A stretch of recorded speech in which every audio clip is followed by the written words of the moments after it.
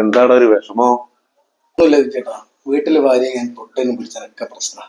ചട്ടിയും കരമൊക്കെ ആകുമ്പോ തട്ടി മുട്ടി നല്ലിരിക്കും. സ്നേഹമുള്ളടുത്ത് പൊട്ടലും ചീറ്റലൊക്കെ ഉള്ളു.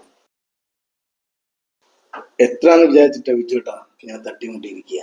എടാ കൂടുമ്പോൾ ഇമ്പമുള്ളതാണ് കുടുംബം എന്നല്ലേ?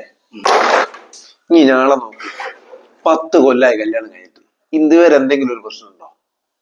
അതൊക്കെ ഒരു നേക്ക. ഞാൻ ഇങ്ങോട്ട് ചോദിക്കണം വിചാരിച്ചു, അതെങ്ങനെയാ? ഈ പെണ്ണുങ്ങൾക്ക് 2 മുഖമുണ്ട്.